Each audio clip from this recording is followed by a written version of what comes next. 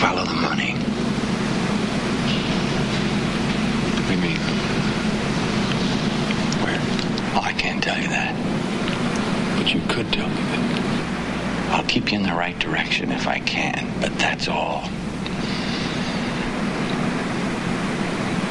Just follow the money.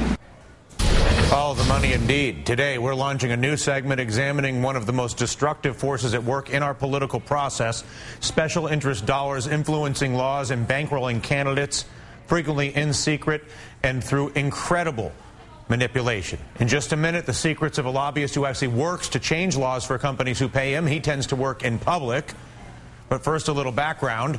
Forget working at the Capitol. Right now, with less than 5 weeks until the midterms, lawmakers are too busy working the room for cash, morning, noon, and night, to deal with things like, I don't know, China, joblessness in America, trade deficit, over-expenditure on a list of things that are mind-boggling, or the fact that 70% of all government data is not even actually validated. Because it's party time, you know? Washington hopping with a crush of fundraisers, in fact, from beer and baseball at Nationals Park to steak dinners at Charlie Palmer's, baby. Bourbon tastings, Maker's Mark. Their top man is in the house. It's all part of the big 2010 money grab. Some 400 fundraisers in this 2-week period. Who cares if the data's no good? Dozens more expected in the next couple of weeks. Take a look at this spreadsheet here. It shows the packed fundraising schedule at just one Italian restaurant in D.C. tonight. Hey, who doesn't like a $5,000 plate of spaghetti? And here's what's interesting when you take a closer look at the list of the parties today, all joking aside. Democratic Representative Charles Wilson, for example, and this is just an example, I'm not picking on him because, quite honestly, this is par for the course. But Congressman Wilson represents Ohio's 6th district, works, theoretically, to represent the people of Ohio. Yet he is glad-handing for cash all the way over here. $500 to $2,500 could have gotten you breakfast at the Capitol Hill hotspot Art and Soul restaurant this morning in Wilson's name. And that, like I said, is typical. Lawmakers know where to get the most cash, and it tends not to be from those who are their constituents. That's a problem, no? In fact, there's a whole world going on in D.C. that most of us know nothing about, but lucky for us, our next guest does, and he has the courage to describe it to us, something we're all benefiting from. Joining us now, registered lobbyist and lawyer, Jimmy Williams. Mr. Williams, a pleasure to see you, sir. Give us a little bit of color. From what I've been reading, it sounds like maybe I should come down to D.C. and join the party circuit. Dylan, I wouldn't do that if I were you. There are plenty of parties in New York that are probably far better and far more entertaining. I can promise you that. So, but how does this actually work? I mean, if you were to take me out on the town for the night and I was to be with you as a lobbyist, are we actually writing checks at these parties to politicians? And if we're writing checks, or who is writing the checks, and where's the money coming from? Well, the great news is that everybody's writing the check. What's the old Cranberry song? Everybody else is doing it, so why shouldn't we? You know, it's a bad system, and it's got to stop. And first of all, let me go back and correct something. I'm not a lawyer. I'm just a lobbyist, and that's it. But I'm a good lobbyist, in my opinion, and I think a lot of other people's opinions, because I just try to tell members the truth about what my clients' needs are.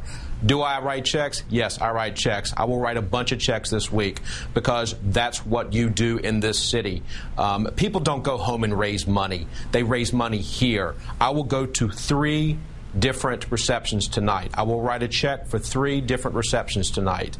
That's my money that I will have to spend just tonight. And I will have bad food and bad drinks, and I will go home and I will sleep next to my dog, which is a far cleaner thing, a far cleaner profession than doing this. Then why will you write those checks?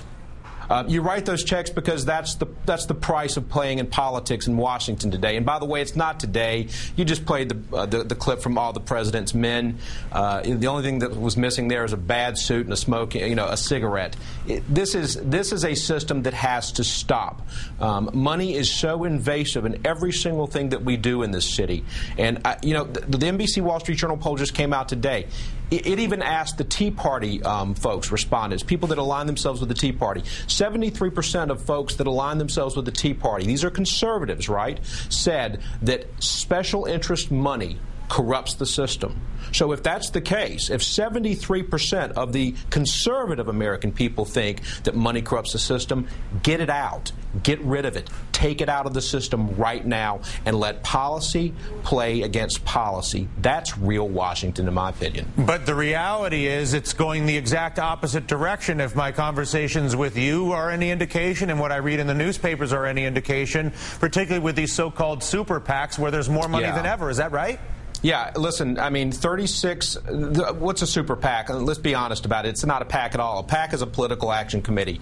A super PAC is nothing more than a special interest committee that spends money. Where does the money come from? It comes from corporate America. It comes from individuals. The difference between me writing a check for the 3 events that I'll go to tonight, which is my cash, that's my money that I earn as a taxpayer. The difference between my money and their money is they can give unlimited amounts because the Supreme Court of the United States ruled in the Citizens United case that corporations have the same rights as individuals. So since a corporation is now under the Constitution, according to the Supreme Court, the same person as me, they get to write an unlimited amount of money, a check, to any of these, quote, super PACs or 527s or whatever they want, and that money disappears into a big black hole. My money, I have to report it. I have to report it twice a year. I have to put that into, I have to register as a lobbyist. These people don't have to register as lobbyists. They have to report their income and their donations to the IRS, and if they don't, they pay a small penalty. So what? Most of them don't even pay it. I mean, don't even report. They just pay the penalty. I have to report. So if the court is saying that a corporation is a person, then why shouldn't they have to play by the same exact rules that I have to play by? And that's completely 100% a loophole, and it should be closed. Max Baucus is the chairman of the Senate Finance Committee. He issued a letter today to the commissioner of the IRS questioning not Republican groups, but every super PAC in 527 and C3, 501c3, 501c4, C5, and C6, saying to the IRS, go and investigate who these people are, where their money's coming from, and if in fact they're breaking the law. And then once the IRS comes back with their report, the Congress will then have hearings on this. Unfortunately, it'll be way after the elections. It's a day late. Not a dollar short, way more than that. We've almost run the clock on this thing, Jimmy, but what you're describing really harkens back to the Mellon and Carnegie and Rockefeller using their money in secret to completely control the U.S. government or to largely control the U.S. government. Are you saying that corporations, while they may be people, are actually not people because unlike a person like yourself, whatever somebody thinks about the job that you have, at least you'd have to disclose where your money is spent. The corporations are able to spend infinite amounts of money and don't have to disclose even though they are. It's almost better than being a person. That's correct. Listen, why be a person when you can be someone like that, or a labor union, or a trade association, or any of those entities, and you can just funnel money into a big black hole, and you don't have to report. Every cab I take, every check I write, every meal I have, every single bit of that it's a complete invasion of my privacy and of my career. I'm willing to do it to show that actually I play by the rules. Jack Abramoff didn't play by the rules. By the way, what happened to Jack Abramoff? I would like to see the IRS go after these folks, and that includes labor unions. That includes the not-for-profits that are actually out there getting these checks. They're not profiting by them, but they're spending them on political advertisements that are saying vote for or vote against someone. That should not be the case. Transparency is the short-term fix. The long-term fix, get money out of politics and go to federally financed elections.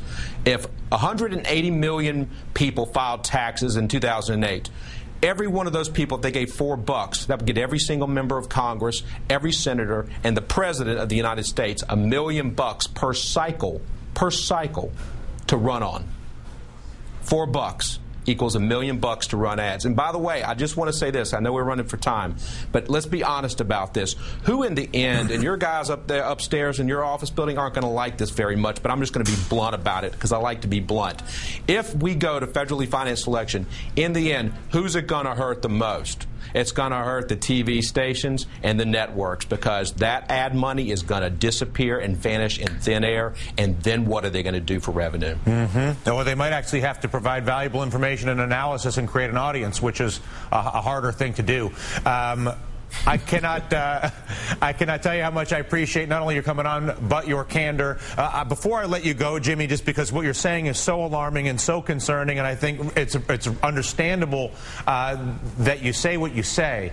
Somebody watching this program wants to address their energy. They've been informed by you, and they want to direct that energy to address the specific loophole that is corporations spending money unlimited, in secret, unlike a human lobbyist, which may be offensive to some, but at the very least you can see the person. Where do you direct your attention?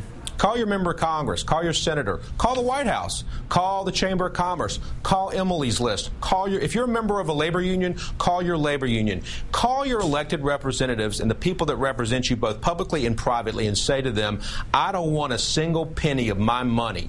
By the way, if you're a shareholder of a publicly traded corporation and you don't know that your corporation is spending tens of millions of dollars to go into these black holes, I can guarantee you, I bet you they are. Call your publicly your officials and let them know that this is not okay. There's got to be a solution to this. Jimmy Williams, following the money for a living and helping us do it too, hopefully to the benefit of this country and to the diminishment of money's influence on this country. I can't thank you enough for, again, the courage to come out and share these stories with us so that we can begin this process. Thank you, Jimmy. Thanks, Dylan. All right, Jimmy Williams out of D.C.